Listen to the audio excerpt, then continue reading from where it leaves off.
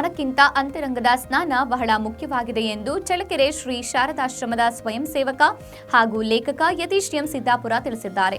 ತ್ಯಾಗರಾಜನಗರದ ಸದ್ಭಕ್ತರಾದ ಶ್ರೀಮತಿ ಪಂಕಜ ಚೆನ್ನಪ್ಪ ಅವರ ವಿದ್ಯಶ್ರೀ ನಿವಾಸದಲ್ಲಿ ಶ್ರೀ ಶಾರದಾದೇವಿ ಸತ್ಸಂಗ ಕೇಂದ್ರದ ವತಿಯಿಂದ ಆಯೋಜಿಸಿದ್ದ ವಾರದ ಸತ್ಸಂಗ ಕಾರ್ಯಕ್ರಮದಲ್ಲಿ ಭಾಗವಹಿಸಿ ಅವರು ಶ್ರೀ ಶಾರದಾದೇವಿ ಜೀವನಗಂಗಾ ಗ್ರಂಥ ಪಾರಾಯಣ ಮಾಡುತ್ತಾ ಮಾತನಾಡಿದರು.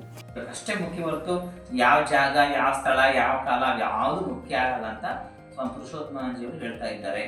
ಘಟನೆ ಬಗ್ಗೆ ವಿಶ್ಲೇಷಣೆ ಮಾಡ್ತಾ ಇದ್ದಾರೆ, ವಿಮರ್ಶೆ ಮಾಡ್ತಾ ಇದ್ದಾರೆ.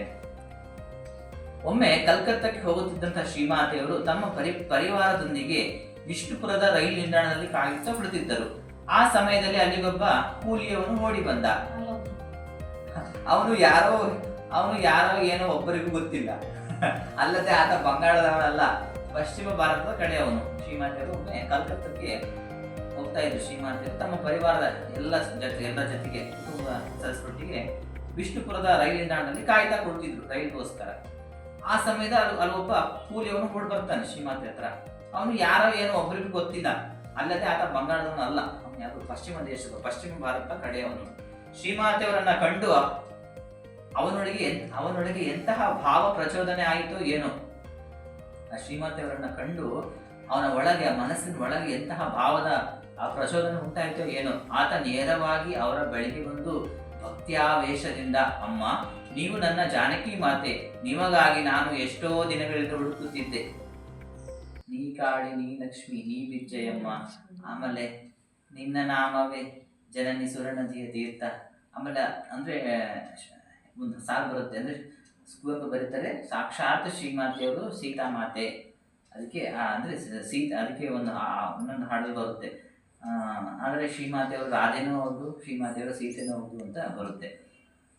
ಅದನ್ನೇ ಹೇಳ್ತಾ ಇದ್ದಾರೆ, ಅಮ್ಮ, ನೀವು ನನ್ನ ಜಾನಕಿ ಮಾತೆ, ನಿಮಗಾಗಿ ನಾನು ಎಷ್ಟೋ ದಿನಗಳಿಂದ ಕಾಯ್ತಾ ಇದ್ದೆ, ಹುಡುಕ್ತಾ ಇದ್ದೆ, ನೀವು ಎಲ್ಲಿದ್ದಿದೆ ತಾಯಿ ಇಷ್ಟು ದಿನ ಎಂದು ಹಾಡುವುದಕ್ಕೆ ಶುರು ಮಾಡಿದ. ಯಾವನೂ ಅಪರಿಚಿತ ವ್ಯಕ್ತಿ, ಅದರಲ್ಲೂ ಅವಿದ್ಯಾವಂತ ಅಸಂಸ್ಕೃತನಾದಂಥ ಒಬ್ಬ ಕೂಲಿಯವನು ಹೀಗೆ ವರ್ತಿಸುತ್ತಿರುವುದನ್ನು ಕಂಡು ಉಳಿದವರೆಲ್ಲ ಬೆಕ್ಕಸ ಬೆರಗಾದರು. ಕೃಪಾಮಯಿ ಆದ ಶ್ರೀಮಾತೆಯವರು ಮಾತ್ರ ಅವನ ಭಾವವನ್ನು ಒಮ್ಮೆಗೆ ಅರ್ಥ ಮಾಡಿಕೊಂಡ್ರು. ಕರುಣೆಯಿಂದ ಅವನನ್ನ ಸಮಾಧಾನ ಪಡಿಸುತ್ತಾ, ಹೋಗಿ ಒಂದು ಹೂವನ್ನು ತೆಗೆದುಕೊಂಡು ಬಾಪ ಎಂದರು. ಆತ ಹೂವನ್ನು ತಂದು ಅವರ ಪಾದಗಳಿಗೆ ಅರ್ಪಿಸಿದ. ಆಗ ಅವರು ಅಲ್ಲೇ ನಿಂತುಕೊಂಡು ಅವನಿಗೆ ಮಂತ್ರದೀಕ್ಷೆಯನ್ನು ಕೊಟ್ಟುಬಿಡ್ತಾರೆ.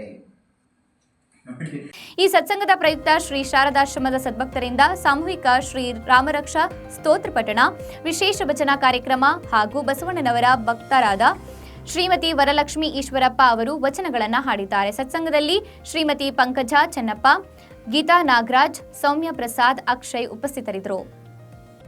ಮಾಂಗಲ್ಯೇ ಶಿವೆ ಸರ್ವಾರ್ಥ ಸಾಧಿಕೆ ಶರಣ್ಯೇ ತ್ರ್ಯಂಬಕೆ ಗೌರಿ ನಾರಾಯಣಿ ನಮೋಸ್ತುತೆ. ಸೃಷ್ಟಿ ಸ್ಥಿತಿ ವಿನಾಶಾನ ಶಕ್ತಿಭೂತೆ ಸನಾತನಿ ಗುಣಾಶ್ರಯೇ ಗುಣಮಯೇ ನಾರಾಯಣಿ ನಮೋಸ್ತುತೆ. ಶರಣಾಗತ ದೀನಾರ್ಥ ಪರಿತ್ರಾಣ ಪರಾಯಣೆ ಸರ್ವಸ್ಯಾರ್ತಿ ಹರೇ ದೇವಿ ನಾರಾಯಣಿ ನಮೋಸ್ತುತೆ.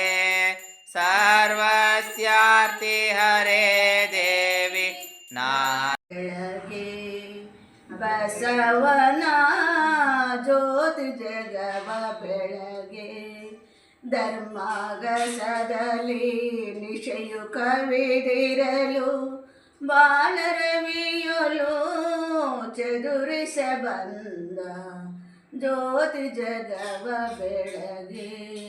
ಧರ್ಮಾಗಸದಲ್ಲಿ ನಿಶೆಯು ಕವಿದಿರಲು ಬಾಲರವಿಯಲು ಚದುರಿಸ ಬಂದ ಮೂಢರೂಢಿಯ ಬಂಧನ ಬಿಗಿದಿರೆ ಮುಗ್ಧ ಮಾನವನು ಸಂಕಟ ಪಡುತ್ತಿರೆ. ಮರಿವಿನ ತಿಮಿರದಿ ಮುಂದಕ್ಕೆ ನಡೆಸಲು ಮಂಗಳ ಮುಂಬೆಳಕಾಗಿ ಬಂದ ಜ್ಯೋತಿ ಜಗವ ಬೆಳಗಿ. ಬಸವನ ಜ್ಯೋತಿ ಜಗವ ಬೆಳಗೆ ಹೆಣ್ಣಿಗೆ ಮಾಯೆಯ ಪಾಠವ ಕಟ್ಟಿ ಹೆತ್ತೊಡಲನ್ನೇ ಪಾಪಿತನೆನ್ನುತ್ತ ಕೀಳ್ದೆನ ದೊರೆಯ ಬೆನ್ನಿಗೆ ಹೇರಿದ ಪುರುಷರ ಭ್ರಾಂತಿಯ ಬೆಳೆಸುತ್ತ ಬಂದ ಜ್ಯೋತಿ ಜಗವ ಬೆಳಗೆ ಬಸವನ ಜ್ಯೋತಿ ಜಗವ ಬೆಳಗೆ ಅರಿದೊಡೆ ಶರಣನು ಮರೆದೊಡೆ ಮಾನವ ಅರಿದೊಡೆ ಶರಣನು ಮರೆದೊಡೆ ಮಾನವ ಮೇಲು ಕೀಳೆಂಬ ಭ್ರಾಂತಿಯ ದೇತಕ್ಕೆ ಸರ್ವ ಸಮತೆಯ ಕ್ರಾಂತಿಯ ಸಾರಲು ದೈವಿಕ